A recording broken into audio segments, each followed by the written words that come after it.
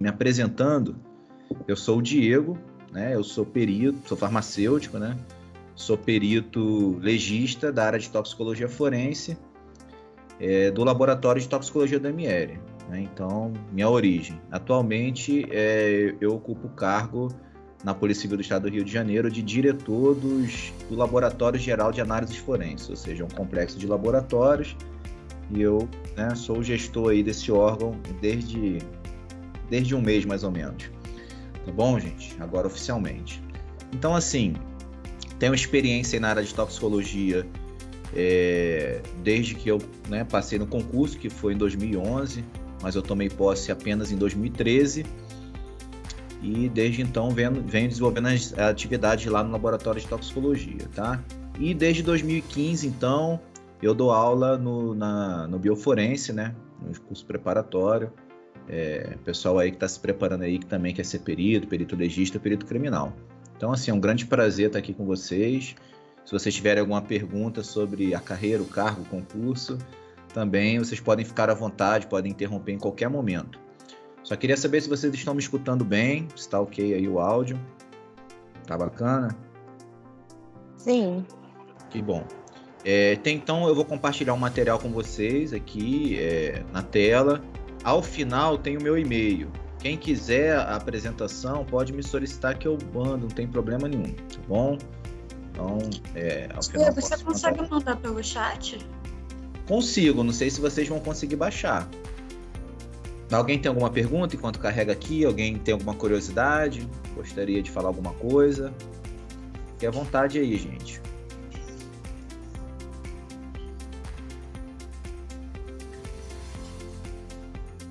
Ninguém? Fala pra gente sobre o concurso. Ana, né, que falou. Bom, então o concurso é uma grande expectativa para esse concurso já há mais ou menos... Desde 2017 a gente tem a aprovação desse concurso, mas ele está se protelando, várias coisas vêm acontecendo. Primeiramente o governador mudou, enfim. E aí o governador que entrou ampliou as vagas, e aí escolheu a banca, só que depois veio a pandemia. Aí agora o Rio de Janeiro está numa situação difícil, o governador precisou decretar aí uma lei que bloqueia alguns cargos que estavam em vacância, enfim. Tudo isso tem atrasado o concurso, porém não cancelado, gente, tá? Não cancelado, o concurso não está cancelado. A Polícia Civil do Estado do Rio de Janeiro precisa muito desse concurso, de modo que se esse concurso não acontecer, num período curto aí, né, alguns órgãos vão ter que fechar da Polícia Civil do Estado do Rio de Janeiro. Então, assim, para sair o concurso, a gente precisa ter uma solução em relação à questão da pandemia, e também ter uma autorização do Conselho do Regime de Recuperação Fiscal, para que o concurso aconteça preenchendo as vacâncias que existem, tá? Bom, você acha que sai esse ano ainda? Poxa, não vou ser leviano de fazer algum tipo de previsão, assim, porque eu venho fazendo isso ao longo desse tempo, sempre tenho criado falsas expectativas nas pessoas, então assim, eu não sei, né? A informação que eu tenho é que a Polícia Civil hoje aguarda um parecer da Procuradoria-Geral do Estado para que o concurso se realize nesse momento. Então, a Procuradoria-Geral do Estado vai avaliar as cláusulas que estão no acordo do regime de recuperação fiscal e dar um aval para... vai dar um aval para a realização do concurso, né? Sem o Rio de Janeiro incorrer aí em não cumprir, né, o acordo do regime de recuperação fiscal. Então, o secretário de polícia ele precisa ter essa segurança jurídica, é só o que falta, porque o restante está tudo pronto. Já tem edital, já tem conta para depositar as inscrições, enfim, já tem banca, então falta publicar edital, né? Enfim, é isso que falta, da parte assim operacional. Tá bom, gente? Alguém? Carol? Beleza? Então eu vou compartilhar aqui a nossa apresentação. Espero que alguns de vocês tenham conseguido baixar. Eu não vou botar... acho que vai ter que ser, a certo momento, eu vou ter que botar no modo apresentação. Bom, quando eu entrar aqui no modo apresentação, eu não vou conseguir ler o chat. Então, vocês aí me chamem no áudio, se tiverem alguma pergunta. O vídeo, vou deixar só o áudio. Perfeito? E aí, qualquer dúvida, em qualquer momento, vocês podem interromper e perguntar, tá, gente? Mas aí, chama no áudio aí. Perfeito? Bom, vamos ao que interessa, né? É claro que o concurso interessa muito, né? Mas, enfim, a nossa aula aqui interessa bastante também.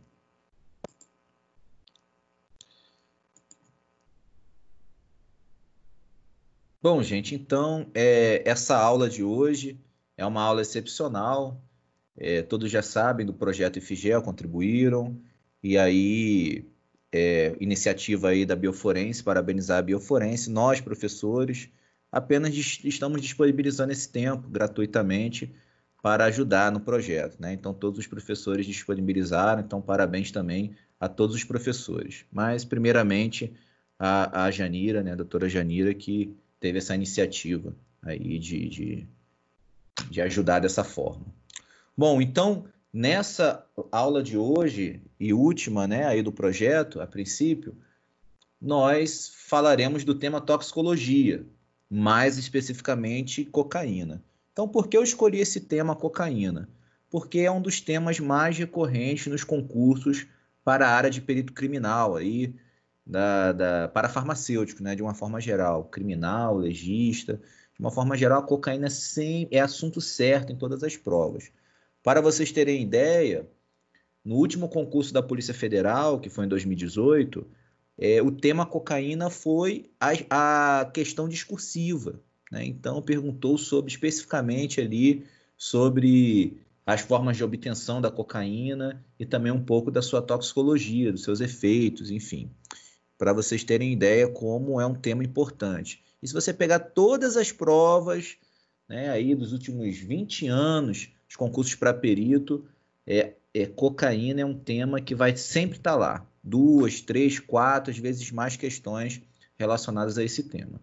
Então, a minha dica para quem vai tentar concurso para a área de perícia criminal e na área de toxicologia, enfim, que é farmacêutico, ou que é biomédico, ou que é bioquímico e vai tentar a toxicologia, é saber tudo sobre a cocaína, desde as suas formas de obtenção, o seu metabolismo, né, a sua cinética, toxicocinética, o seu mecanismo de ação, e os aspectos forenses, ou seja, os métodos utilizados na sua detecção, confirmação, tanto em droga bruta, droga apreendida, quanto em amostras biológicas, né? Então, análise de amostras biológicas. Então, é isso que a gente vai falar aqui hoje, de uma forma assim, bem resumida. Resumida não, tá até um pouco aprofundado, para ser muito sincero para vocês. Mas é o que a gente vai falar aqui hoje. Perfeito, gente? Bom, então assim, o material tem bastante conteúdo, é evidente, eu não vou ficar querendo slides para vocês, vou tocar alguns pontos importantes e vou passar esse material para vocês, né, de forma proposital aí, tá? Para que vocês tenham um material de estudo. Bom, então, a cocaína naquela região cresce melhor de modo a expressar mais esses alcaloides nessa região. Se eu plantar cocaína aqui no Brasil, não vai crescer bem, não vai expressar cocaína bem, entendeu? Não vai produzir bastante cocaína em concentrações suficientes para que você tenha um processo de extração lá na obtenção da droga, né, cocaína. Então, todo mundo sabe, o mundo inteiro sabe de onde sai toda a cocaína do mundo, né, que é dos países andinos.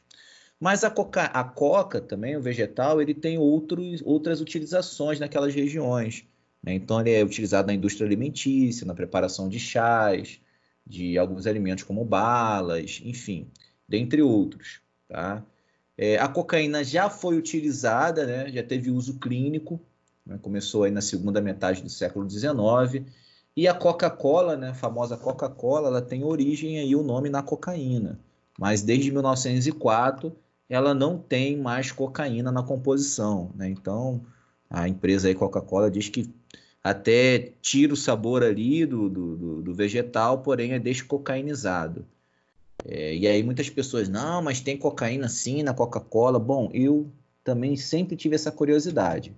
E aí o que eu fiz, eu analisei a Coca-Cola e realmente não tem cocaína, tá, gente? Não tem cocaína na Coca-Cola, tá? Então aí, você tem uma espécie vegetal que a gente vai ver aí mais à frente, que é utilizada para a produção da droga, que é a eritróxilon-coca, e tem a eritróxilon nova granatense, que é mais utilizada na indústria alimentícia. Tá? Então, um pouco do histórico aí da cocaína. Já teve algumas indicações terapêuticas, como tônico, né? Utilizado aí para aumentar o vigor, melhorar a capacidade física, aumentar o estado de vigília. Por quê? A cocaína é classificada, dentro da classificação das drogas psicotrópicas, é uma droga estimulante do sistema nervoso central, né? Ou numa classificação mais técnica, é uma droga psicoanaléptica, tá? Então, drogas psicoanalépticas são drogas estimulantes do sistema nervoso central. As psicolépticas são depressoras e as psicodislépticas são perturbadoras. Então, quem é meu aluno aí já sabe dessa história, tá? É importante saber isso, diga, essa classificação? Né? Tem bancas que cobram dessa forma. Então, é importante saber para quem vai prestar o concurso aí. Perfeito? Bom, então tá aí o vinho de coca, né? Então lá um anúncio da empresa Sears em 1900, né? Um vinho de coca, né? O Coca Wine. Então para fadiga, para aumentar a capacidade mental e também física, né? Então uma das utilizações da cocaína no passado. Então ela já foi comercializada, por exemplo, aí como tônico, né? Para aumentar aí a capacidade física e mental, e também como anestésico, né? Suas propriedades como anestésico local foram descobertas, né, por Carl Collen, que começou a utilizar como anestésico local na oftalmologia, né? Então, descobriu-se aí também esse efeito que a cocaína tem, a gente vai ver depois por qual mecanismo de ação, e aí depois surgiram outras substâncias análogas, e a cocaína ela foi proibida para esse uso também, né? Surgiu a benzocaína, a lidocaína, a procaína, que são análogos, têm um efeito anestésico local, porém carecem do efeito no sistema nervoso central, tá, gente? Então, mas são substâncias análogas aí à cocaína. Perfeito? Então, como eu falei, ela pode ser obtida a partir de dois gêneros aí vegetais, né? Eritróxilon nova granatense e Eritróxilon coca. Então, nova granatense muito utilizada na indústria farmacêutica, alimentos. Então, tem o mate aí da coca, a bala, né? O caramelo da coca. Enfim, alguns produtos que são produzidos a partir aí desse vegetal. E é muito comum, né, o uso permitido nos países andinos, porque a cocaína, né, a coca lá, ajuda muitas vezes as pessoas a suportarem aquelas condições de ar rarefeito, né? Então, até quem já viajou aí para o Peru, por exemplo, a Bolívia, quando você chega no hotel, os próprios funcionários dos hotéis, eles recomendam, olha, toma um chá de coca para você não sentir esse cansaço, essa falta de ar, e realmente leva uma melhora, né? Então, trabalhadores aí de Minas, né, os mineiros lá, eles costumam mascar a folha da coca, também para aumentar aí a capacidade física, o estado de vigília e também inibir a fome, né, por essas propriedades estimulantes que a cocaína tem. Perfeito? Então, acabei de falar aí, né, os efeitos da altitude, a fome e o cansaço. Bom, a cocaína como droga de abuso, que é a mais conhecida, né? Então é muito famosa, está presente em vários filmes que fala aí do tráfico internacional de drogas, e é uma droga, assim, especialmente no Brasil, muito utilizada, devido a essa proximidade com os países andinos e pelo fato do Brasil ser uma rota do tráfico internacional de drogas também, né? Então, o Brasil faz fronteira com esses países que produzem, né? Colômbia, o Peru e a Bolívia, e aí essa entrada por terra é mais fácil. E aqui do Brasil, por alguns aeroportos, essa droga escoa para a Europa, por exemplo, tá? e há muito uso também da cocaína aqui no Brasil, especialmente mais recentemente na forma de crack, né, gente? Então, que é a forma da cocaína de base livre. Então, crack é cocaína, tá, gente? É cocaína. Só muda ali a sua, vamos dizer assim, característica físico-química. Deixa de ser um sal para uma base, né? Da cocaína cheirada para o crack. Perfeito, gente? Então, a cocaína ela é produzida clandestinamente, né? Então, são plantações de, assim, hectares e mais hectares de terras plantadas com a coca, né? Porque o rendimento no processo ele é muito pequeno, a gente vai ver ali, 1 tonelada de folha com uma quantidade muito grande, você vai produzir aí cerca de 4 quilos de cocaína, né? Então o rendimento é pequeno, então você precisa plantar grandes áreas para produzir muita droga. E aí no processo aí de obtenção da cocaína, você tem primeiramente a secagem e a trituração das folhas nesses tanques, né? E aí eles misturam, podem misturar cimento, pode misturar cal, adicionam água e um solvente orgânico. Então você tem uma separação de fases, uma fase aquosa, uma fase orgânica, você basifica com cal. Por que você basifica? Cocaína é uma base, e aí você vai favorecer mais a sua forma não ionizada, que vai migrar melhor e de forma mais eficiente para o solvente orgânico. E é claro, evidente que os criminosos não utilizam solvente de alta pureza, né, como a gente utiliza nos laboratórios. Eles utilizam querosene, gasolina, enfim, os mais utilizados aí. E aí você tem nesse processo aí de extração líquido-líquido, vamos dizer assim, a passagem da cocaína e outros alcaloides também para o solvente orgânico, né? Então depois eles colocam nesses tanques, eles acidificam, né?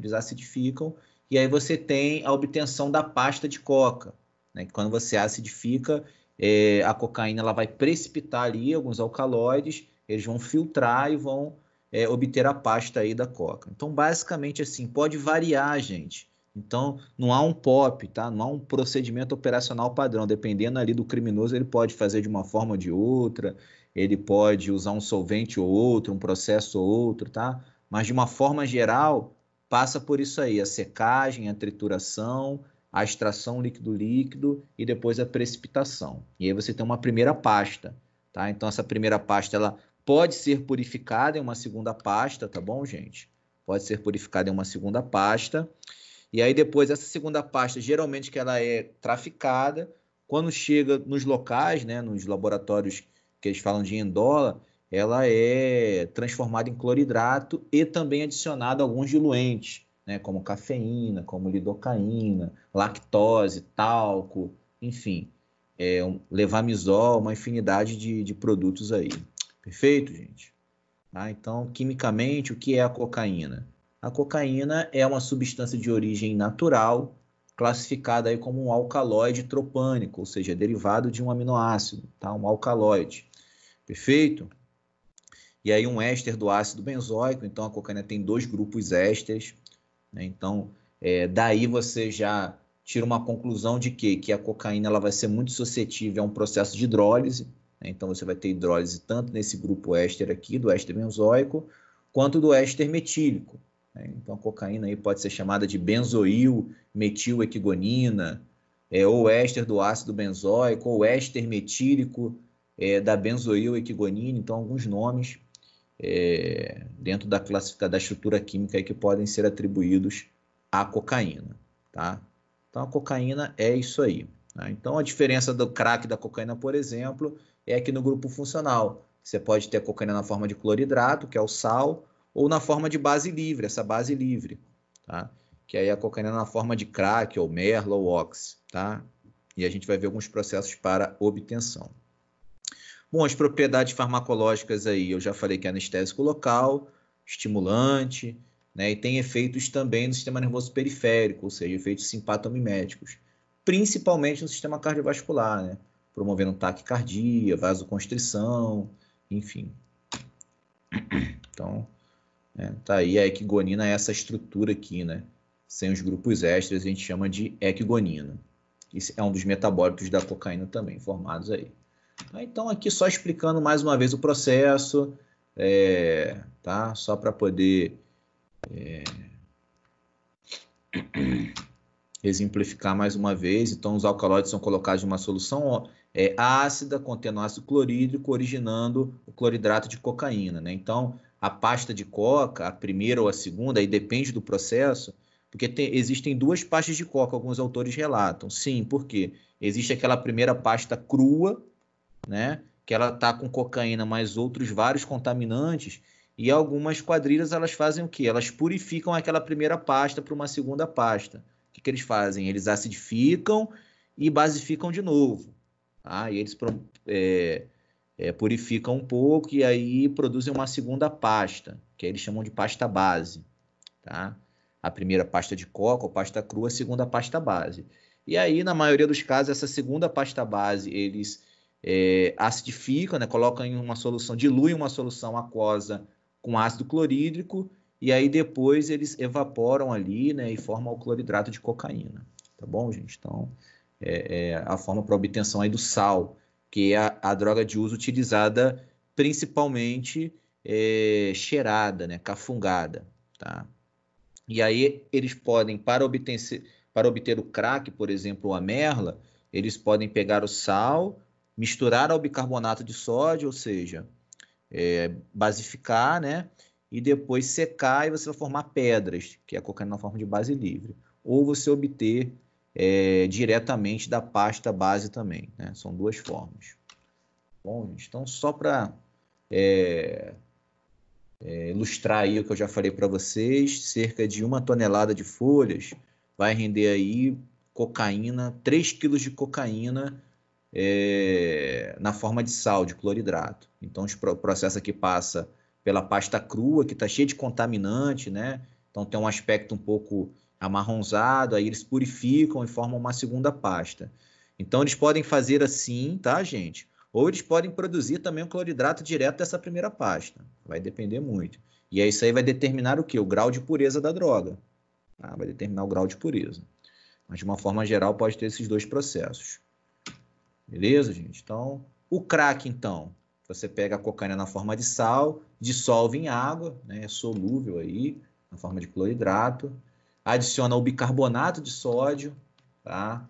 Vai adicionando o bicarbonato de sódio até formar um precipitado, né? Aí depois você filtra e você vai ter a formação dessas pedras, né? Vai secar, vai ter a formação dessas pedras que os usuários chamam de crack.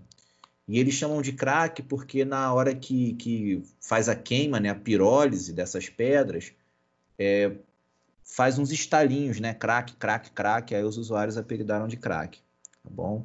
E aí essa forma de cocaína em base livre, ela permite o quê? A administração pela via pulmonar, ou seja, a queima, a inalação da fumaça e a absorção pela via pulmonar, que é uma via mais rápida e que tem uma área absortiva muito maior do que as mucosas ali das narinas, do trato respiratório superior, né, onde é absorvida a cocaína na forma de cloridrato. Tá bom, gente? Só comparando aí.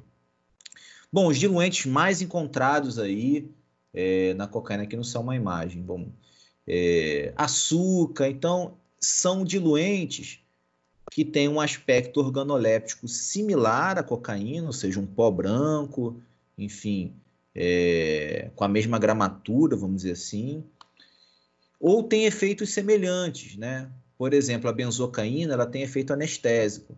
Então, quando aquele policial metido a perito pega a cocaína e põe na ponta da língua, o que vai, né? Por que eles fazem isso?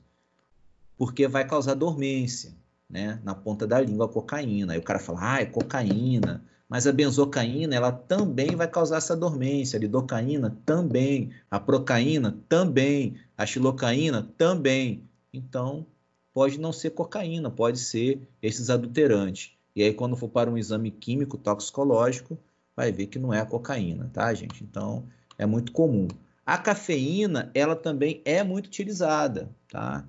Por quê? Porque a cafeína é sintética, anidra, ela é um pó branco, muito parecido com a cocaína, e além disso tem um efeito estimulante, né? Então, às vezes, o camarada cheira a cafeína, aí tem aquele efeito estimulante, acha que é cocaína. Não é. Tá? Então, é muito comum. Ah, Diego, como é que os criminosos eles conseguem cafeína? Eles extraviam principalmente de farmácias de manipulação, de carregamentos, tanto que quem trabalha em manipulação já trabalhou, sabe que tem algumas questões aí quando vai comprar cafeína, enfim, o carro vem com escolta, então tem essas situações aí, por conta desse uso indevido da cafeína, tá bom? E mais Professor, recentemente, sim, professor, sim. me tira uma dúvida. O crack ele é bem mais barato por conta dessa diluição ou não tem nada a ver? Por que que acontece? Às vezes você pega um pouco de cocaína na forma de sal, que daria, né, você pega um pino, que eles vendem o pino que é o Eppendorf.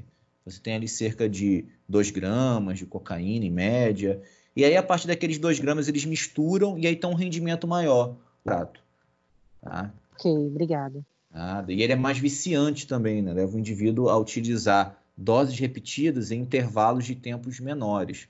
Por quê? Porque o início é rápido e a duração do efeito é muito curta. Tá? Então, é uma característica que eu vou falar aí também. Beleza? E aí, mais recentemente, gente, o levamisol, ele tem sido muito utilizado como diluente. O levamisol é um vermífugo, né?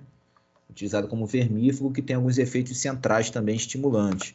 E aí ele tem sido utilizado aí como diluente, como adulterante da cocaína. Perfeito? Então são os mais comuns aí, fermento, enfim, que a gente encontra, né? Gesso, sal, ácido bórico.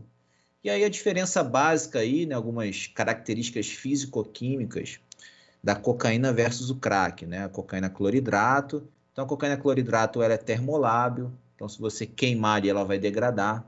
Então, você não vai conseguir ela inalar a cocaína ali queimada, né, na forma de cloridrato. Ela é utilizada geralmente pela via intranasal, tá? A cada 20, 60 minutos, né? Então, o indivíduo ele vai aspirar aí cerca de 10 a 30 miligramas. E a cocaína na forma de base livre, pode ser o crack, a merla e o ox, tá? Então, o crack, ele geralmente é obtido a partir do sal. O ox não, a merla, geralmente é produzido daquela pasta crua. Então, a merla, ela tem muitos adulterantes, né? Tem alguns outros alcaloides, como cinamoil-cocaína, que são os alcaloides formados, que são tóxicos, então é uma droga aí muito degradante a merla.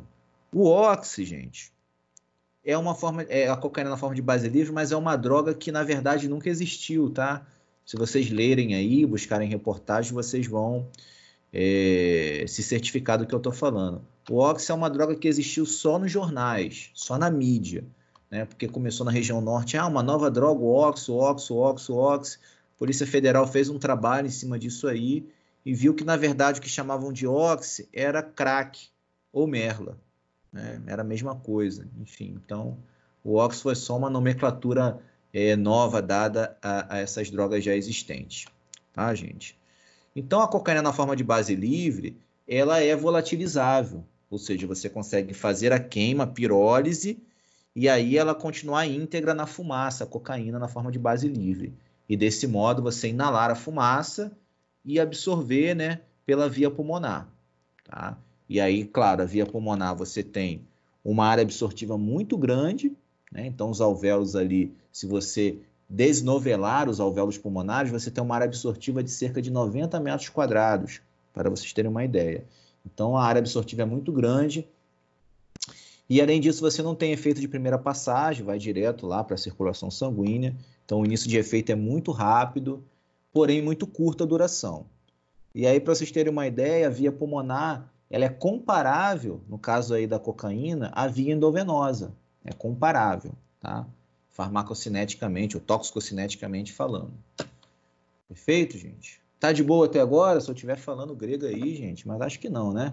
A maioria dos colegas aqui são farmacêuticos, biomédicos, da área, né, da área da saúde e afim, né? Perfeito? Químico, algum químico aí? Não?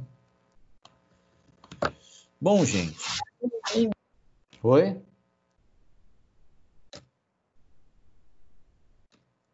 Então, gente, tem alguns padrões de uso para cocaína que a gente já comentou, né? Que eu já comentei. Então você tem o uso oral, né? As folhas aí que podem ser mastigadas, o chá, o doce, o mate, né? De coca. Você tem os body packers ou as mulas, né? Que que são pessoas que utilizam do próprio corpo para ser veículo do tráfico da droga, né? Então eles ingerem cápsulas de cocaína que fica ali no trato gastrointestinal e depois, quando chega no local lá de destino, a pessoa toma um laxante para expelir essas cápsulas. Então é comum nesses casos de uma dessas cápsulas romper, e aí o indivíduo ele tem uma morte súbita por overdose, né? Porque é uma quantidade muito grande. Eu já peguei um caso, né? Bem no início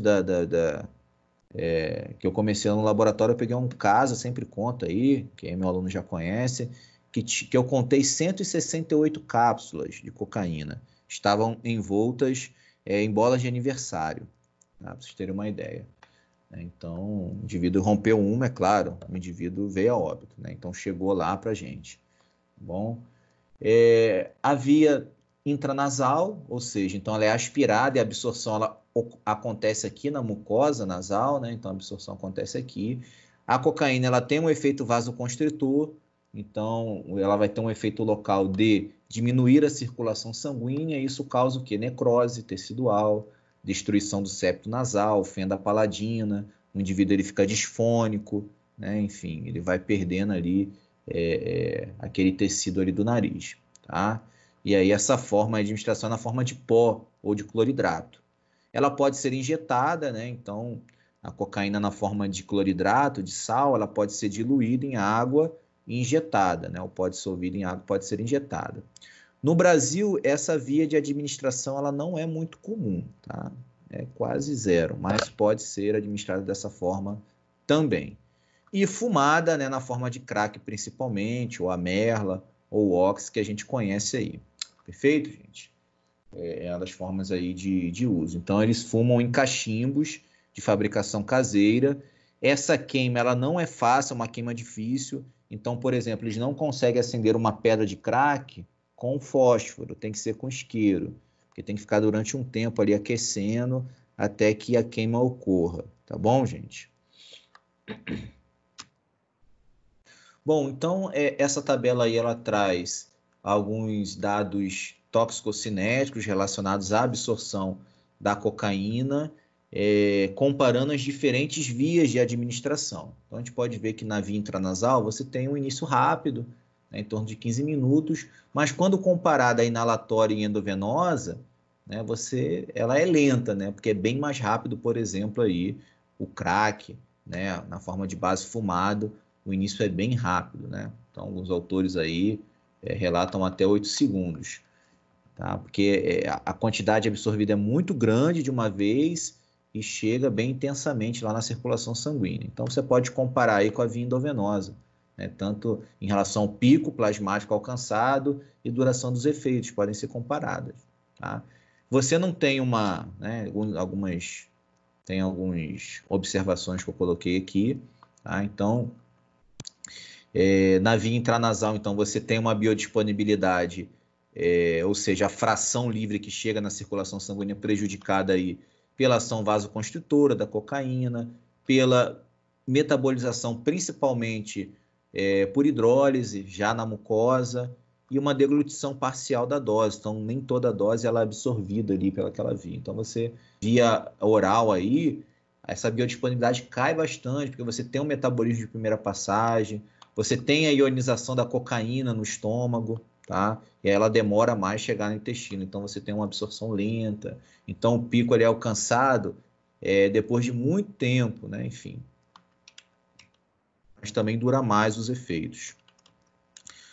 Bom, na inalatória, apesar de você ter esse início rápido, um pico, você tem uma perda grande, né? Você tem uma perda relacionada às tragadas, à frequência das tragadas.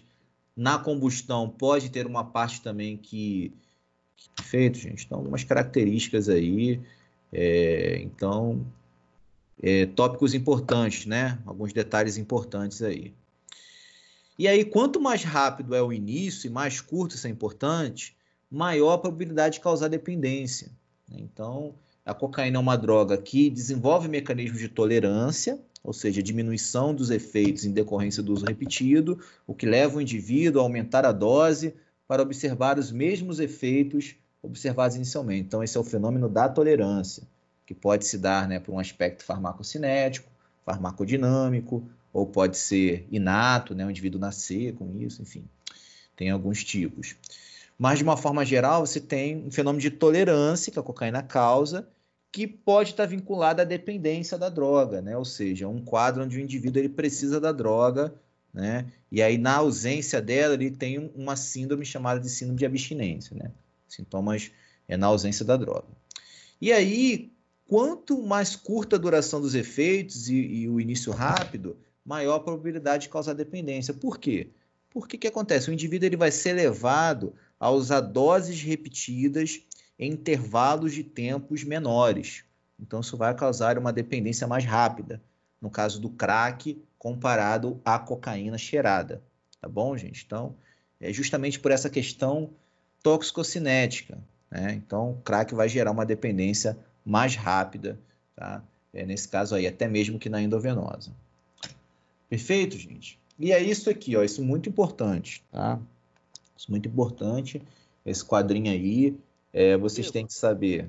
Pode falar. Só em relação, na verdade, mais uma curiosidade em relação ao slide anterior, naquelas formas que você falou sobre a região andina e tudo, de apresentação enfim, de bala e tudo, existe alguma absorção considerável e pico plasmático de cocaína? E a outra dúvida é só se isso também pode ser detectável. Tipo, imagino que seja bem breve, né? Bom, pode ser detectado, você falou bem. Geralmente, o que acontece? Essas pessoas que utilizam, elas utilizam no dia a dia. E aí os efeitos estimulantes, eles são mais suaves, eles não são tão intensos. Por quê? Você tem essa perda, né? Você não tem uma biodisponibilidade tão grande, mas a pessoa consome diariamente. E aí a cocaína ela acaba se bioacumulando, né, no tecido adiposo, aí depois se distribuindo, redistribuindo. Então, por exemplo, na urina de uma pessoa que usa aí na forma de chá diariamente, você encontra até 3 semanas após cessar o uso.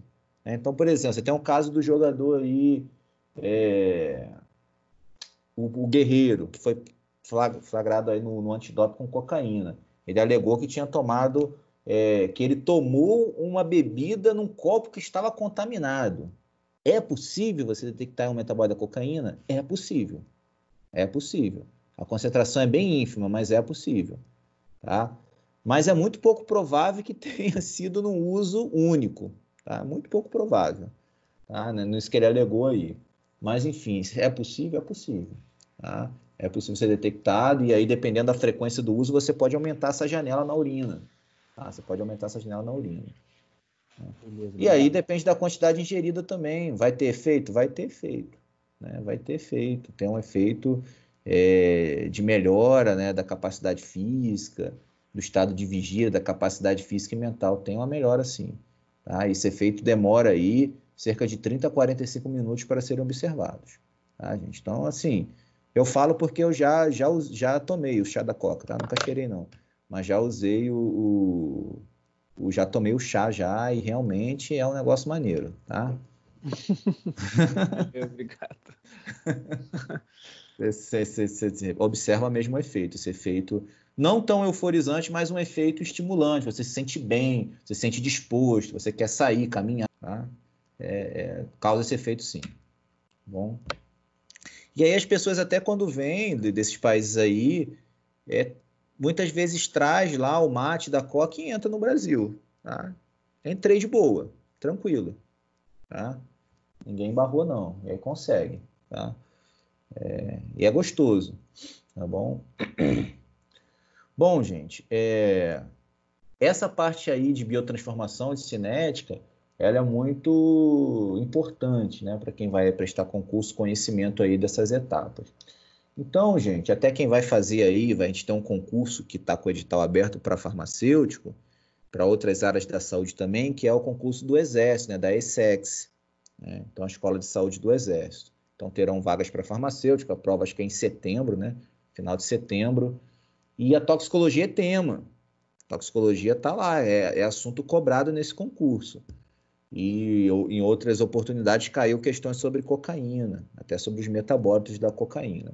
Então, o principal, gente, metabólito urinário da cocaína é a benzoiloquigonina. Ele é o mais abundante, tá? É a benzoiloquigonina formado por ação das enzimas carboxileesterases. Tá? Então, esse aqui é a benzoiloquigonina. Então, o que ela perde aqui? Ela perde essa metila, tá? Benzoiloquigonina. Ela tem um processo de hidrólise aqui, né? Então forma um ácido aqui, um grupo ácido. O metabólito mais abundante, vocês estão vendo a seta, gente? A setinha? Mais abundante é o éster metilequigonina. Tá? Então a benzoiloquigonina ela acaba permanecendo mais tempo, apesar da proporção formada ser quase a mesma, bem próxima, a benzoiloquigonina ela acaba permanecendo mais tempo, por isso é mais detectável, porque ela é um pouco mais estável do que o éster metilequigonina, tá bom, gente? O éster metilequigonina é mais rapidamente metabolizado. Perfeito? Então, esses são os dois metabólitos principais da cocaína. Um terceiro é a norcocaína. A norcocaína ela é formada pelo sistema oxidativo microsomal, ou seja, as isoenzimas do citocromo P450 no fígado, tá? Então, a norcocaína é formada, é menos abundante do que a benzoil, do que o éster metilequigonina, na ordem de abundância que é o terceiro. Então, esses números representam isso, tá, gente? E aí depois a norcocaína é metabolizada a N-hidroxinorcocaína, tá? Bom, então assim, quando você vai falar de detecção da cocaína na urina, por exemplo, você vai pensar em benzoiloquigonina, No sangue, você pode encontrar a cocaína alterada e pode encontrar a benzoiloquigonina. A cocaína, ela é metabolizada espontaneamente a benzoiloquigonina. Então, por exemplo, em um sangue de cadáver, você pode encontrar muita benzoiloquigonina que, na verdade, foi cocaína que foi, né, espontaneamente metabolizada, né, a benzoiloquigonina. Pode acontecer isso também, tá? Pode ver cocaína inalterada na urina também? Pode. Cerca de 1% aí pode ser excretada na forma inalterada. Você pode detectar também na urina. Perfeito. Então, todas as formas de uso, gente, seja o crack, seja a cocaína cheirada, injetada, formarão esses metabólitos, tá? Todos esses metabólitos serão formados nessas ordens de abundância. Agora, se a cocaína é usada na forma de crack, ou seja, ela é queimada, essa pirólise, essa queima, gera um metabólito que é um biomarcador da via de administração, né? Pela via aí pulmonar, que é o éster metilanidroquigonina. Então, o éster metilanidroquigonina só se forma quando a cocaína é queimada. Então, ele é um biomarcador. Ah, Diego, ele é o mais abundante? Não. Você usou crack, ele é o mais abundante? Não. A benzoiloquigonina continua sendo mais abundante. Mas ele só vai aparecer quando o indivíduo usou crack ou merla, tá, gente? Então, é isso. Ele é um biomarcador da via de exposição. Bom, é o éster metilanidroquigonina, tá? Depois é metabolizada a anidroquigonina. Então, a dica que eu dou aí para lembrar aí, o bizu, é o que? Anidro significa seco, isento de água. Então, quando você queima, você seca. Perfeito, gente? Então, é a dica aí que eu deixo para os meus alunos. Quando você usa cocaína associada ao etanol, ao álcool etílico, né, as bebidas alcoólicas, e é muito comum na farra esse tipo de uso, esse padrão de uso, o que acontece? Você tem a formação de um metabólito por transesterificação chamado de coquetileno. Tá? Então, mais uma vez, é um metabólito também formado em menor proporção, cerca de 0,5% a 2% da cocaína é transesterificada a coquetileno. Porém, o coquetileno é um metabólito mais tóxico do que a cocaína, especialmente cardiotóxico. E aí leva um risco aí nessa situação de associação, na farra, na virada, no uso ininterrupto de cocaína mais álcool, principalmente uísque, que é muito comum, o risco de morte súbita, né, por infarto agudo do miocárdio é muito grande, tá, gente, nessa situação aí. Perfeito? Então isso aí, ó, tem que estar, gente. Professor? Sim. Todos os metabólitos da cocaína são ativos? São o quê? Ativos? Não, não são ativos, tá? A norcocaína é ativo, tá? A norcocaína é ativa. A benzoequigonina e o éster-metilquigonina têm certa atividade, a equigonina não tem mais atividade, tá? Nem a equigonina, nem a N-hidroxinorcocaína, esses não são ativos, tá? Mas assim, alguns são ativos, mas o efeito é muito menos, vamos dizer assim, é menos intenso do que a cocaína propriamente dita, tá? Porque, por exemplo, a benzoequigonina ela é ativa? Só que ela tem uma lipossolubilidade menor. Então, ela atravessa menos a barreira hematocefálica. Então, o efeito dela, principalmente psicoestimulante, vai ser menor, quando comparado à cocaína. Perfeito? Tá?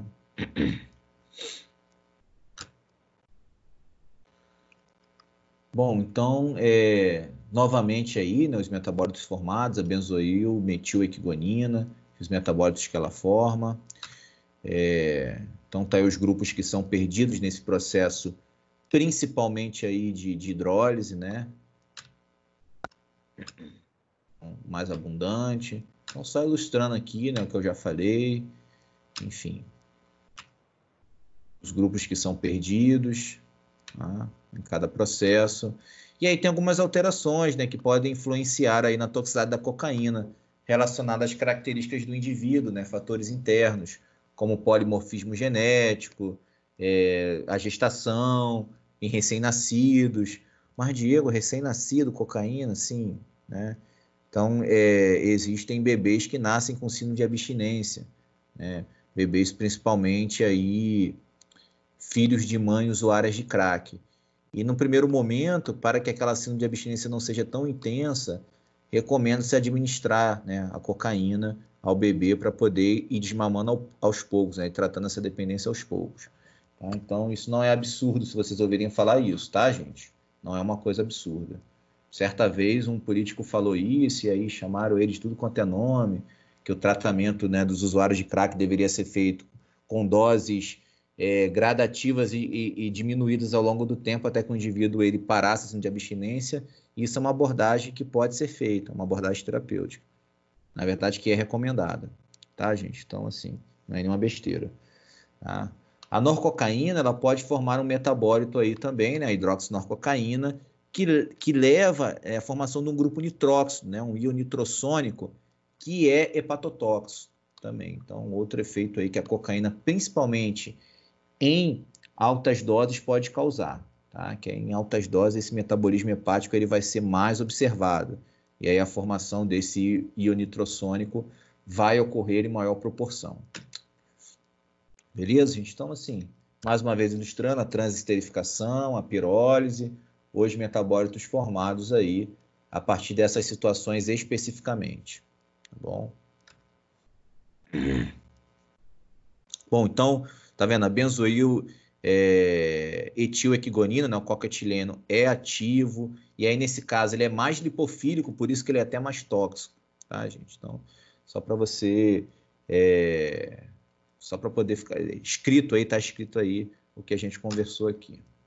Bom, a excreção é principalmente pela via urinária, então falei para vocês que cerca de 1%, né, aí pode ser na forma inalterada, pode variar até 10%, e aí isso aí depende da quantidade, né, que o indivíduo ele administrou, tá? Então, o éster-metilquigonina 30% a 40%, benzoequigonina 30% a 45%, então uma variação aí, tá?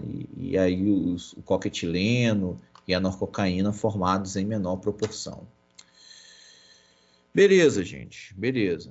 Então, passamos dessa parte cinética, que é muito importante, né? Uma parte muito importante, e entramos na toxicodinâmica, ou seja, na ação tóxica, no mecanismo de ação da cocaína. Então, em relação à cocaína, é muito simples, tá? E aí a maioria das bancas, elas abordam dessa forma. A cocaína, a nível de sistema nervoso central, ela inibe a recaptação de neurotransmissores, principalmente dopamina e noradrenalina, mas principalmente dopamina, tá? A nível de fenda sináptica, então vai aumentar a dopamina em algumas regiões do cérebro, do sistema nervoso central. Isso vai ter um efeito estimulante e vai ter um efeito também de causar dependência psicológica, porque o aumento de dopamina em uma região específica né, chamado de sistema límbico ou sistema mesolímbico, que integra ali a área, o núcleo accumbens, a área tegumentar ventral, aumento de dopamina nessas regiões, causa as sensações de prazer, de euforia, e leva à repetição, uma vontade de utilizar de novo. Então, a cocaína diretamente, ela vai agir aí também no aumento da dopamina nesse sistema.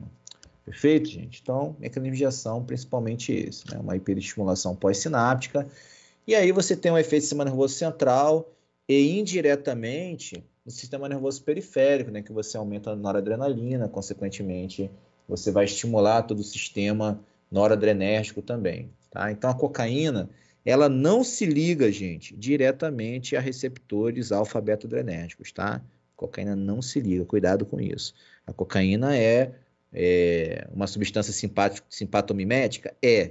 Mas age por mecanismo indireto, tá? Indireto. Beleza, gente? Beleza, professor. E assim, você tem mais ou menos uma noção de quantos por cento de dopamina que a cocaína aumenta? É um aumento, ele é muito rápido e sustentado, não tem assim, não é quantificado. É um aumento rápido e sustentado, né? De acordo ali com os níveis séricos da droga. É claro que aí vai sendo excretado e esse efeito vai diminuindo. Porque eu li em algum lugar que eu não me lembro agora que as anfetaminas aumentam em 500% os níveis de dopamina. Tá, as anfetaminas são, cérebro. como estimulantes, são estimulantes mais persistentes que a cocaína. E os efeitos são muito parecidos. A única forma de diferenciar é pela duração. Então, achei muita coisa, 500%. Muita coisa. Mas é mais ou menos isso mesmo, né? Causa um esgotamento. Por quê? A cocaína, ela inibe recaptação. As anfetaminas, elas têm um mecanismo misto. Elas interferem na recaptação, elas inibem a MAO, ou seja, impedem a degradação de neurotransmissores, e além disso, estimulam a liberação não vesicular, que a gente chama de a exocitose de neurotransmissores. Tá? Então, ela tem um efeito misto. Por isso que ela causa um aumento em maior proporção e mais sustentado de neurotransmissores de dopamina, tá? Por isso, né? Comparando aí os dois. Então, aí você falava, Diego, você está me dizendo que a anfetamina é uma droga mais potente que a cocaína? Como estimulante, sim. Com certeza. Tá bom, gente? Com certeza. Tá? Bom, então a cocaína ela age aí na recaptação. Então, o que acontece? Você aumenta muito os níveis de neurotransmissor na fenda sináptica. E aí, o que você tem com o tempo? Você tem um aumento daqueles receptores pré-sinápticos que agem no mecanismo de autorregulação. Né? Então, esses receptores passam a ser mais expressados. E aí você tem ciclos de euforia, quando está usando a droga, e assim que você cessa, você tem um ciclo de disforia, ou seja, de mal-estar, de sensação ruim, o que vai levar, apesar de ser um reforço negativo, vai levar o indivíduo a usar a droga para não sentir aqueles efeitos desagradáveis. Né? E aí é quando ele está entrando numa dependência, que a gente chama de dependência química, dependência física. Perfeito, gente? Então, uma característica aí da cocaína. Bom, a cocaína, então, ela vai ter os seus efeitos decorrentes do aumento da atividade dopaminérgica no sistema nervoso central, né? Então, os receptores dopaminérgicos D1, D2, D3, D4, que vai estar relacionado às sensações aí de prazer, até alucinações, dependendo da dose, pode levar a convulsões, ao coma, e os receptores D3 no núcleo accumbens relacionados a fenômeno da depressão por ação indireta sobre receptores alfa-beta-adrenérgicos. Então, a gente conhece bem isso aí, principalmente os sistemas afetados é o sistema cardiovascular. Perfeito, gente? Então, e aí o que acontece? A cocaína, ela é um anestésico local. Então, qual é o mecanismo de ação dos anestésicos locais? Bloqueio dos canais de sódio dependente de voltagem, não é isso, gente? É o efeito anestésico local. Então, a cocaína ela é especialmente perigosa, tóxica, cardiotóxica, por quê? Sobre o coração, ela vai ter um efeito estimulante de forma indireta, né? Aumentando aí a vasoconstrição, levando a hipertensão, uma taquicardia, aumento dos níveis séricos de ácidos graxos, e em contrapartida vai ter um efeito anestésico sobre aquela condução, vamos dizer, aquela condução ali neural, né? Aquele estímulo autônomo que o coração tem, ali no no nódulo sinoatrial. Né? Então, a cocaína vai aumentar a carga para o coração, né, agindo sobre receptores beta-1, por exemplo, e vai diminuir a sua capacidade de bater no ritmo, né, promovendo esse efeito anestésico local, ou seja, bloqueando esses canais de sódio dependentes de voltagem. Isso leva a arritmias que podem ser fatais. Né? Vocês entenderam? De um lado ele aumenta a sobrecarga, de outro lado ele diminui o ritmo. Isso aí, né, leva a uma arritmia que pode ser fatal. Beleza, gente? E além disso, né, esses outros problemas associados, vasoespasmo, trombose coronariana, aterosclerose, associados a esses efeitos simpatomiméticos da cocaína. Então, fibrilação ventricular, que é que é mais observado, e infarto agudo do miocárdio. Além disso, o efeito convulsivo, né? Então, a cocaína aí pode levar a um quadro de convulsão por uma hiperestimulação do sistema nervoso central, e o efeito hepatotóxico por conta daquele, né, metabólito formado, o nitrossônico que eu falei para vocês. Tá? Então, esse esquema aqui mostra alguns danos causados aí na intoxicação aguda pela cocaína, por exemplo. Então, a morte súbita não é uma situação rara quando a gente fala de intoxicação aguda pela cocaína. É uma droga que mata muito. Tá? Uma droga que mata muito.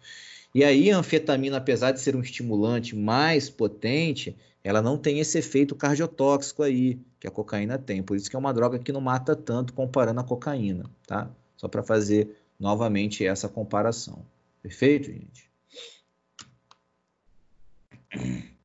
Bom, então, a cocaína, como eu falei, no sistema da recompensa, o sistema mesolímbico, né? A via mesolímbica, ela vai aumentar, vai causar um aumento rápido de dopamina, né? E sustentado, que leva a uma sensação euforizante, tá?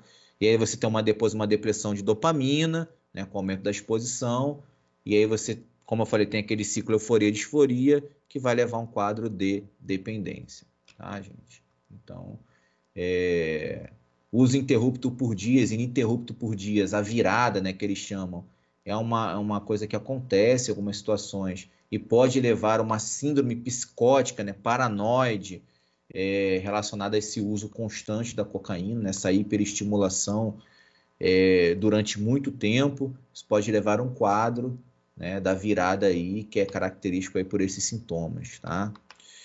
E aí, quando para o uso da droga, esses sintomas eles podem perdurar até 48 horas. Tá? Então, um negócio de doido mesmo. Tá? Bom, a síndrome de abstinência, ela aparece na interrupção abrupta, né, na redução da dose ou retirada. Tá? E aí, ao indivíduo, eu não quero mais usar droga, né, cocaína, vou parar hoje de usar cocaína. É muito difícil essa condição, tá? O indivíduo ele entra numa síndrome de abstinência muito intensa, tá? Caracterizada aí por ansiedade, depressão, uma sensação de mal-estar muito grande, tendências suicidas.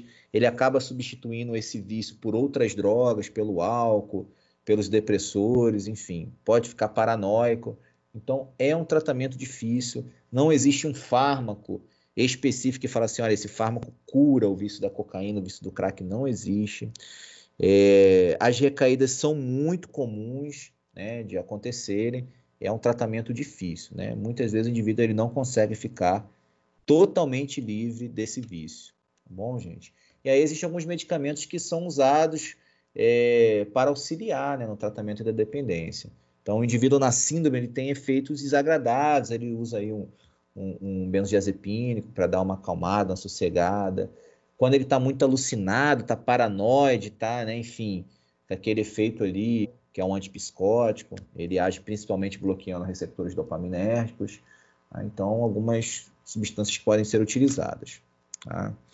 Perfeito, gente. Então, de uma forma geral, os efeitos da cocaína são esses, né? Agora a gente vai entrar nos aspectos forenses, ou seja, nas questões relacionadas à análise da cocaína, da droga cocaína, né? Tanto aí do sal, do cloridrato, quanto na forma de base livre, que é o crack. Bom, então, a área da química forense vai, né, tratar dessas questões relacionadas à detecção e confirmação, quantificação da droga apreendida. Então, isso é competência da química forense. Ah, professor, por que você está falando isso, então, numa aula de toxicologia? Geralmente, os concursos aí, né, para perito criminal farmacêutico, abordam essa questão também, né, da análise da droga apreendida, da droga bruta. E aí eu acabo falando um pouco disso também dentro do contexto da toxicologia. Tá? Importante. Bom, então, existe um teste colorimétrico, que é uma análise preliminar, que chama-se teste de Scott, né? Então, o teste de Scott, ele é baseado aí na reação do tiocianato de cobalto com a cocaína, que aí forma um complexo, né, da cocaína com tiocianato de cobalto 2, que é caracterizado por esse precipitado azul, né? Então, forma um precipitado azul se a cocaína estiver presente na amostra, tá? Então, que foi diluído, aqui diluído em uma outra solução, e aí adicionou o tiocianato e formou o precipitado. Tá? É uma análise que ela é específica para cocaína? Não. Reage positivamente para outras substâncias? Sim. Tá? Tem certa seletividade para cocaína? Sim, mas não é específico. Tá bom, gente? Então, assim, um teste desse aí, sempre que for positivo, tem que confirmar. Sempre. Ah, Diego, mas se o cara for pego com pó branco e der esse teste aí, eu vi no seriado da Polícia Federal. Né? Muito aluno fala isso. O cara é preso, professor. Sim, o cara é preso. Né? O cara é pego no aeroporto, com pó branco, escondido dentro do paletó, da mala. Você faz o teste do tiocianato da azul, pô, é uma evidência muito grande que aquilo é uma droga ilícita. Né? Só que aí ele é detido de forma preliminar, né? E aí aguarda-se o teste confirmatório para dizer, é mesmo cocaína, é mesmo uma droga de abuso, ou outra droga, tá bom, gente? Então, assim, esse teste não é definitivo, não é definitivo. E se não sair o confirmatório a tempo, se o camarada tiver um bom advogado e tiver esse conhecimento, ele pode relaxar a prisão facilmente, tá? Do possível traficante aí, tá bom? E aí alguns interferentes que podem causar falsos positivos, né? Drogas como a heroína, né? É o reagente mais utilizado pela heroína, por exemplo, é o reagente de Marquis, outros alcaloides, como a morfina, por exemplo, substâncias análogas, como a lidocaína, a procaína, tá? Podem reagir positivamente. O leite em pó, gente, pode reagir positivamente, dar um falso positivo, biscoito recheado, tá? Acetona. Então, falando do leite pó especificamente, nós temos um caso aí, na história recente, não tão recente, né? 2006, isso aí. Uma mãe, ela foi acusada de matar a filha com cocaína. Por quê? Pegaram a mamadeira da criança, fizeram o teste de Scott na mamadeira da criança. Aí o que aconteceu? Tinha leite em pó, deu positivo. Essa mãe foi presa, né? Foi torturada na prisão, teve o tímpano perfurado, costelas quebradas, foi espancada, enfim. Quando saiu o resultado do exame confirmatório, que esse aqui deu o quê? Negativo para cocaína, positivo para barbitúrico e de benzodiazepínico, porque a criança ela era epilética. A criança era epilética, não tomava esses fármacos. Porém, cocaína, que foi a acusação inicial, não confirmou. Foi um falso negativo, um falso positivo que deu para a cocaína. E a mulher foi presa e aconteceu tudo isso com ela. Tá? Então, assim, hoje até uma recomendação da SWG Drug, que é o grupo aí para análise de drogas, né, a nível mundial, é que se tenha testes confirmatórios mais rápidos, né, testes definitivos, como, por exemplo, a análise de droga bruta. Então, por exemplo, aqui no Rio de Janeiro, a gente já usa o FTIR. Tem todos os postos de perícia do Rio de Janeiro tem FTIR. E é uma análise definitiva e inequívoca para análise de cocaína. O que é o FTIR, Diego? É a espectroscopia no infravermelho com transformada de Fourier. É uma técnica baseada na interação da luz com a matéria. Tá? Beleza, gente? Não sei se tirar o do Daniel, ele deve ter falado disso. E aí um exemplo aí, né? Um exemplo real do que pode acontecer nessa situação. E aí tem uma placa de toque, né? Com alguns exemplos. Então você tem aqui o tiocianato de cobalto, no número 1 aqui a cocaína, forma precipitado. E aí você tem um AS, que não reage. Você tem a carbamazepina, que pode confundir a carbamazepina. A fluoxetina você pode confundir também, tá vendo? E aí alguns que você não confunde tanto, tá? Então, benzodiazepínicos, anticonvulsivantes, opioide, antidepressivo. Então, tem algumas substâncias que podem dar um falso positivo. Então, tem que ter muito cuidado nisso aí. Tá bom, gente? Bom, então, dentro da química forense, para análise de cocaína e também na toxicologia, o método considerado padrão ouro, né, ou seja, que leva uma identificação inequívoca e incontestável, é a cromatografia gasosa acoplada à espectrometria de massas, tá? O famoso CGMS, né, ou CGEM, né, que é a sigla em português, é GCMS ou CGEM, tá? E aí o que você tem? Você tem uma identificação pela massa, né, dos íons formados, né, os íons formados a partir da fragmentação. Então, isso é a espectrometria de massas. Então, você tem a cromatografia gasosa, que é um processo de separação, que acontece numa coluna, né, empacotada, enfim, uma coluna capilar. E aí depois você tem um espectrômetro de massas, onde ele faz a fragmentação da cocaína em íons de massa conhecida. Então, cada número desse aqui é a massa de um íon formado, de um fragmento formado. Então, 182, 303 é o que a gente chama de íon molecular, né, que é a cocaína, é parte da cocaína que não foi quebrada nesse processo de fragmentação. Diego, como ocorre esse processo de fragmentação na espectrometria de massas acoplada à cromatografia gasosa? Principalmente pelo impacto de elétrons, né? Então, você tem uma fonte que bombardeia a amostra, né, com um feixe de elétrons de 70 eletrovolts.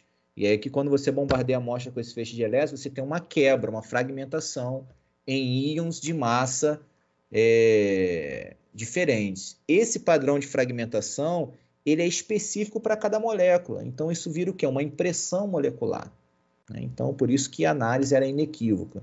Tá? Só explicando aí, a grosso modo, é o que é a espectrometria de massas, para quem já conhece, ou seja, sabe o que eu estou falando. Para quem não conhece, tem que estudar, tá, gente? Porque a base do nosso trabalho lá, no laboratório de toxicologia, são os métodos cromatográficos acoplados à espectrometria de massas. Perfeito?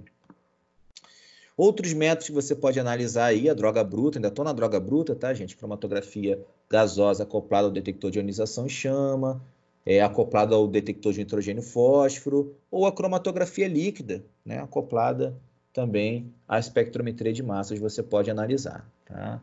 Enfim, se você tiver disponível no seu laboratório, o LCMS, maravilha, né? Nem todos os laboratórios têm. Bom, outros métodos, como eu já falei, o FTIR, então esse aqui é um espectro de infravermelho, né, com transformada de Fourier. Então, o que você tem aqui? Você tem o que a gente chama de números de ondas, né? E aí, essas bandas de números de onda, elas são características para alguns grupos funcionais. E aí, quem vai fazer concurso para perito criminal, gente, tem que decorar, porque cai isso, né? Carbonila, né, droxila, cai em 3.000, não sei o que, e aí vai formar o padrão da molécula aqui. Tá bom, gente? Diego, eu vi uma notícia que na Polícia Federal eles fazem por RMN, dá para fazer? Dá, né? O RMN, a ressonância magnética nuclear de hidrogênio de carbono, é uma técnica de elucidação estrutural. Então, por exemplo, quando você não tem ideia do que é a substância, você faz o RMN e você consegue montar a estrutura química dela, né? No caso do RMN ali. A Polícia Federal usa. É caríssimo, né? Tem um equipamento desse. O pessoal da Polícia Federal tem. E aí eles usam especialmente para determinar a pureza, ver que tem cocaína ali e outras substâncias. Conseguem caracterizar tanto a cocaína quanto todos os outros possíveis interferentes através do RMN. Perfeito? Então, dá para analisar? Dá. Mas você pensa numa análise de rotina, que você tem a suspeita que aquilo é cocaína, ou seja, RMN não é tão necessário ali naquela situação, né? Pensando nos laboratórios estaduais de perícia. Perfeito, gente? O HPLC, né, né, a cromatografia líquida de alta eficiência acoplada ao detector aí, o DAD, né, diferença de diodos, pode ser utilizado? Pode ser utilizado também, tá? Enfim. Bom, em amostra biológica, então, gente, você pode ter, né, e aí é o campo de atuação da toxicologia, é a análise de amostra biológica, tá? Então, o foco da toxicologia é esse. E aí você pode analisar no vivo, né? Você vê a exposição à cocaína. Então, o sangue é uma matriz que você tem uma exposição mais recente aí da cocaína alterada, 4 a 12 horas. Dos metabólicos, você pode ter uma janela de até 48 horas, né? Benzoiquinona e o éster-metilquinona, tá bom? E aí você conserva em baixas temperaturas, você pode usar como conservante, principalmente o fluoreto de sódio, que impede o processo de hidrólise espontânea da cocaína. Junto com o fluoreto você pode usar EDTA, ou até mesmo a heparina você pode utilizar. E aí no sangue do vivo, é bem interessante que você consegue o plasma, né? Você faz separação das fases ali, por centrifugação, e você consegue obter o plasma, que é uma amostra mais limpa, mais fácil de você trabalhar. No sangue do cadáver você não consegue plasma, né? Você trabalha sempre com sangue total. Perfeito, gente? Então, sangue do cadáver é uma coisa que um dia foi sangue, não é mais sangue, tá? Porque sangue que a gente conhece é o quê? Aquelas células íntegras, você consegue separar aquelas células, né? Que tem aquela característica ali, que são sólidas no fundo do frasco, a parte das proteínas plasmáticas, mais a água fica em cima, enfim, né? Separa o plasma. No sangue do cadáver não tem isso, tá bom? Aí antes que você me pergunta, por que você não usa lá hemoensaio, ELISA? Porque não dá, tá? Enfim. Bom, na urina você tem uma exposição também recente, mas você tem uma exposição de até 5 dias para a benzoiquinona. Em usuários crônicos, você tem uma janela de até 3 semanas. O cara usa cocaína há 1 ano, parou hoje. Até 3 semanas à frente você consegue detectar a benzoiquinona, tá, gente? Mesma história lá do chá que eu falei para vocês, tá bom? E aí a urina tem a facilidade da coleta ser não invasiva, porém, no caso aí de intoxicação aguda, você não consegue correlacionar as concentrações encontradas na urina com a clínica, tá? Mas você consegue dizer se o indivíduo usou a cocaína, perfeito? Então, por exemplo, no monitoramento ocupacional, para saber se um trabalhador está utilizando cocaína, a urina pode ser uma amostra interessante, né, quanto desse aspecto. Bom, o cabelo é uma amostra, então, que você tem uma exposição passada, de dias atrás a meses, dependendo do tamanho do fio, né? Então, você não tem uma exposição recente, ou seja, de ontem, mas uma exposição de alguns dias e até meses atrás. E aí é uma matriz hoje muito utilizada no exame dos caminhoneiros, né? Então, existe uma lei do Denatran que está em vigor, que diz que todo motorista profissional da categoria C ou D, ele tem que fazer o exame toxicológico de ampla janela de detecção, que é o exame no cabelo. Então, se ele der positivo, por exemplo, nesse exame, ele não pode renovar ou emitir a CNH. Perfeito, gente? Então, se der positivo para cocaína, por exemplo. Tem a questão dos concursos públicos também, alguns concursos pedem esse exame toxicológico no cabelo, apesar de muito questionável, porque tem uma questão né, vamos dizer assim, do acúmulo dessas drogas no cabelo, que ocorre de forma muito variável de um indivíduo para o outro. Além disso, você pode ter contaminação externa, né? Mas existe essa lei aí, só no Brasil, que é utilizada, né, nessas situações. Tá bom, gente? Então, uns aspectos aí interessantes. Passando aqui. No cadáver, você tem outras amostras onde você pode analisar a cocaína, além do sangue, que eu falei para vocês que não é mais um sangue, né? É algo que um dia foi sangue. Você tem também a urina. O fígado, que é uma matriz onde você encontra concentrações bem altas, então para você fazer uma detecção no cadáver, o fígado é uma matriz interessante. O cérebro pode ser utilizado, sim, porém não é uma matriz muito bacana de se trabalhar, tá? A matriz tem muito lipídio para você fazer extração, muito complicado, tá? Enfim, o humor vítreo é uma amostra bacana. No cadáver aí, em avançado estado de putrefação, você pode usar osso, pode usar larva, né? Então as larvas ali que estão, né, decompondo, ajudando a decompor o cadáver, comendo o cadáver, elas podem ser analisadas para a busca de drogas, né? Essa área chama-se entomotoxicologia. Beleza, gente? Então é uma área aí nova, bacana para se trabalhar. Na literatura, então, a dose letal clássica está acima de 1 micrograma por ml de cocaína aí, no sangue, tá bom? Doses tóxicas variam entre 0,25 a 5, está muito variável isso na literatura. Por exemplo, da intoxicação por cocaína, específico não, deixa alguns sinais clássicos de uma morte por asfixia, né? Edema pulmonar, congestão visceral e petecas cardíacas. Mas se você tem um histórico, né, você pode correlacionar esses sinais necroscópicos a uma intoxicação fatal. Tá? Então, assim, você determinar uma morte por overdose, por intoxicação exógena por cocaína, é uma questão multifatorial. Você tem que ter um histórico, um achado necroscópico, mais o exame toxicológico. Você achar cocaína no material de um cadáver não quer dizer que ele morreu daquilo. Tá, gente? Nem sempre. Beleza? Então, métodos aí que podem ser utilizados, né? Na urina, você pode utilizar o imunissaio, ou ensaio imunocromatográfico, que é esse kitzinho, né? Esse aqui é um kit que a gente utiliza lá no laboratório, é um kit multidrogas. Esses são para 12 drogas, você tem aqui anfetamina, cocaína, maconha, metadona, opiáceo, PCP, que é fenciclidina, benzodiazepínico, antidepressivo tricíclico, barbitúrico, êxtase, né, que é o metileno, dioximetanfetamina, metadona e morfina. Ufa! Estou parecendo até narrador de jogo de futebol. Uma metralhadora. Bom, e aí o que você faz? Você pinga 3 gotinhas, esse kit que a gente tem da urina aqui. Isso é importante para a gente porque, às vezes, no cadáver você não tem muita urina. Às vezes você consegue 3, 4 ml de urina no cadáver. Por quê? Há um processo, né, natural de relaxação dos esfíncteres após a morte. Então, na maioria das vezes, a urina extravasa.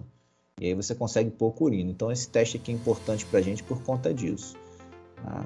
E aí você tem uma análise que é uma análise preliminar, tá, gente? Não é uma análise confirmatória. Se deu cocaína aqui, você tem que confirmar, por exemplo, pela cromatografia gasosa acoplada à espectrometria de massas. Tá bom, gente? Então, esse teste aqui, que é uma imunocromatografia por competição, quando não dá o traço, é positivo. Tá vendo? Quando não dá um traço, é positivo. Quando dá o traço, é negativo.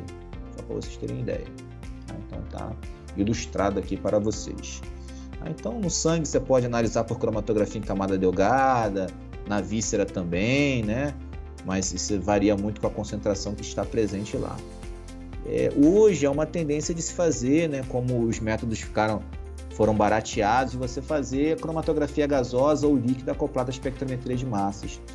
Na maioria dos casos, você tem uma suspeita específica, você faz uma análise direta de cocaína por esses métodos. Então, aqui tem uma imagem de um cromatógrafo gasoso. Tá? É uma foto lá do laboratório.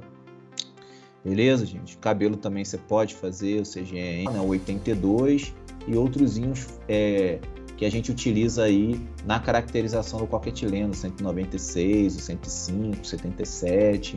E aí isso aqui forma o padrão, né, de fragmentação dessa molécula aqui.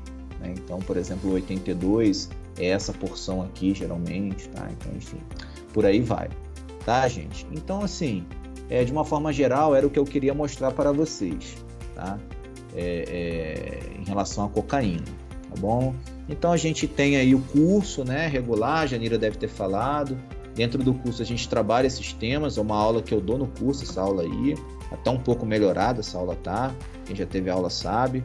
Além disso, a gente faz a resolução de questões de banca, né? Então, para quem quer aí, tem vontade de ser perito, eu recomendo muito que faça o curso, porque o curso também te dá uma orientação aí, essas dicas que o professor deu, do que estudar mais, do que é mais cobrado.